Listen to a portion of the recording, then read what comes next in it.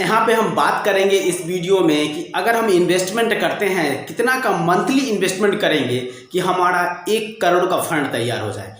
सभी लोग चाहते हैं कि जो भी हम इन्वेस्टमेंट करें कम ड्यूरेशन में हमारा ऐसे फंड तैयार हो जाए। ज़्यादा ड्यूरेशन का मतलब होता है कि लंबे समय के लिए इन्वेस्टमेंट करते हैं, क्या पता क्या होगा लंबे समय में। इसीलिए हम चाहते हैं जो हम इन्वेस्टमेंट करें उस पैसे का यूज़ हम अपने लाइफ में कर पाएँ गाइस।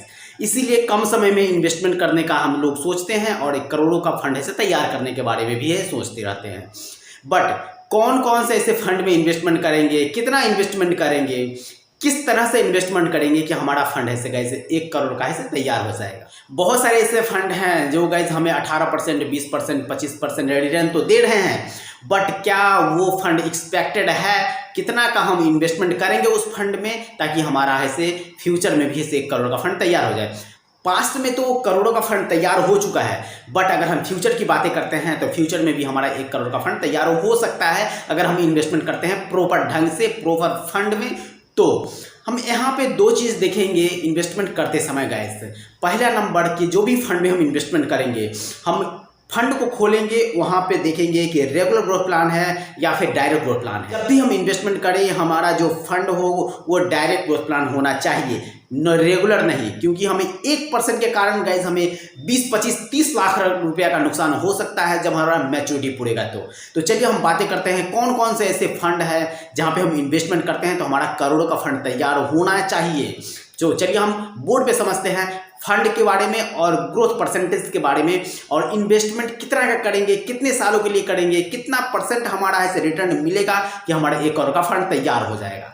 गाइस यहाँ पे सबसे पहले मैं SBI small cap mutual fund के बारे में मैं बातें कर रहा हूँ। ये 20.6% का रिटर्न दे रहा है। अभी के डेट में गाइस मार्केट इसे बहुत गिरा हुआ है। कुछ दिन पहले मार्केट गिरने से पहले अगर इसे देखते जब मार्केट इसे 63,000 पे था तो उस समय ये 26% पे था। टोटल ओवरऑल की मैं बातें कर रहा हूँ, ओवरऑल 26% इसे रिटर्न पे था। अभी गाइस जब से ये फंड लॉन्च हुआ है तब से 20% दिखा रहा है ये अपने साइट पे, अपने एप्लीकेशन पे गाइस, इसीलिए ये 20% का रिटर्न इसे दे रहा है।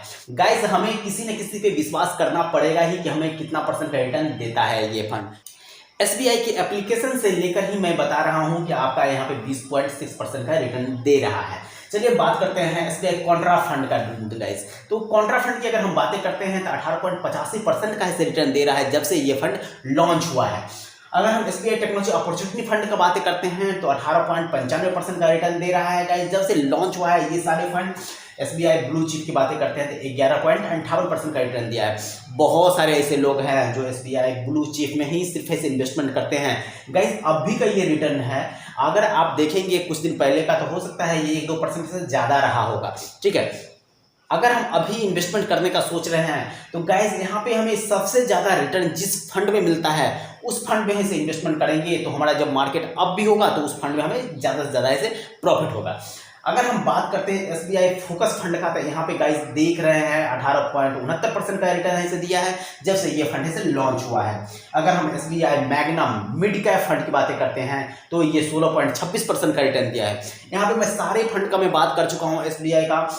यहाँ पे SBI स्मॉल कैप है, यहाँ पे SBI मिड कैप है गाइस, यहाँ पे SBI टेक्नोलॉजी है, SBI कॉन्ट्रा फंड है, ब्लू चिप फंड है, फोकस फंड है। मैं लगभग SBI का सारा फंड लगभग कवर कर रखा हूँ जो बेस्ट फंड है गाइस इन्वेस्टमेंट करने के लिए। तो आप इस फंड में इन्वेस्टमेंट करते हैं इसमें से किसी भी फंड में तो आपका गाइस ऐसे फंड करोड़ों का बन जाएगा गाइस। मैं उसका कैलकुलेशन मैं एक बार करता हूँ यहाँ पे, फिर आपको समझ में आ जाएगा कि हम किस फंड में इन्वेस्टमेंट करेंगे। जब आप वीडियो देखेंगे, कैलकुलेशन देखेंगे, आपको वैसे समझ में आ जाएगा और यहाँ पे इन्वेस्टमेंट कर हम करोड़ों का फंड बना सकते हैं। तो चलिए हम करते हैं कैलकुलेशन किसी एक फंड के बारे में गाइस। यहाँ पे हम ले लेते हैं 18% के हिसाब से ले लेते हैं क्योंकि लगभग फंड में 18% का ऐसे ग्रोथ ऐसे दिखा रहा है।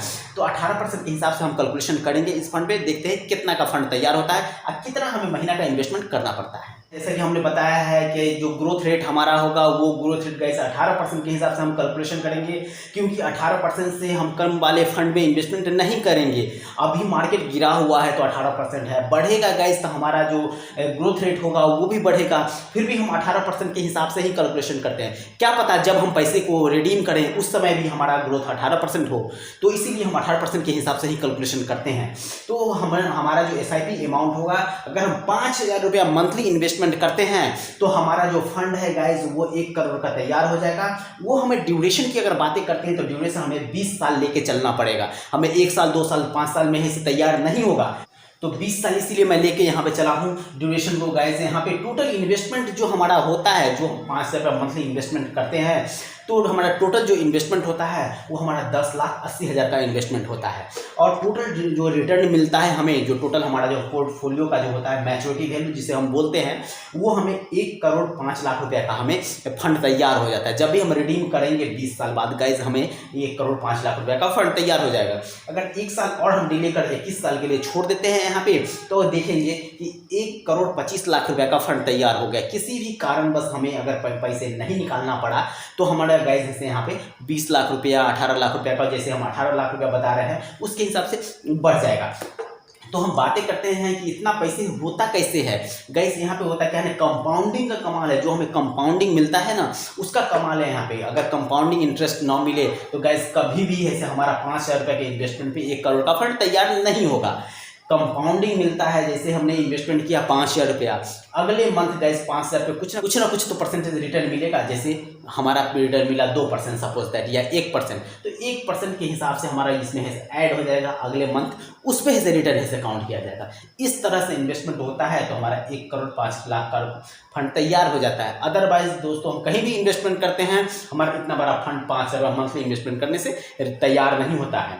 चाहे हम एफडी में इन्वेस्टमेंट करें, रेकरिंग में इन्वेस्टमेंट करें, पीपीएफ में इन्वेस्टमेंट करें, बैंक में इन्वेस्टमेंट करें, या फिर कहीं भी इन्वेस्टमेंट करते हैं, प्रॉपर्टी में भी इन्वेस्टमेंट करते हैं गाइस, तो हमारा 5,000 रुपया मंथली इन्वेस्टमेंट करने से 1 करोड़ का फंड तैयार नहीं होगा। क्योंकि प्रॉपर्टी में 5,000 रुपया मंथली इन्वेस्टमेंट नहीं होगा, वहाँ पे आपको करना होगा तो 5 लाख रुपया मंथली इन्वेस्टमेंट करना पड़ेगा, फिर जाके आप थोड़ा सा ऐसे प्रॉपर्टी ले सकते हैं, या फिर ऐसे 5 करोड़ 50 लाख इस तरह से इन्वेस्टमेंट करना पड़ेगा। जो मिडिल क्लास के लोग हैं, जो पुअर क्लास के लोग हैं, वो लोग ऐसे 1,000 रुपया मंथली इन्वेस्टमेंट कर थोड़ा सा ड्यूरेशन को बढ़ा देते हैं यहाँ से 20 से 25 30 साल 40 साल के लिए, तो उसका भी फंड दोस्तों 1 करोड़ का तैयार हो जाता है। तो उनके लिए करना क्या होगा, जब उनका एज इनकम होगा उसी समय उनको इन्वेस्टमेंट करना पड़ेगा। मैं ऑलरेडी ऐसे एज के हिसाब से और कितना इन्वेस्टमेंट में कितना का रिटर्न बनता है उसका ऐसे एक ऑलरेडी वीडियो अपलोड कर रखा हूँ। अगर आपको डिटेल में जाना है तो वहाँ पे से वीडियो देख सकते हैं, मैं उसका लिंक भी यहाँ पे डाल दूंगा। थैंक यू दोस्तों, धन्यवाद।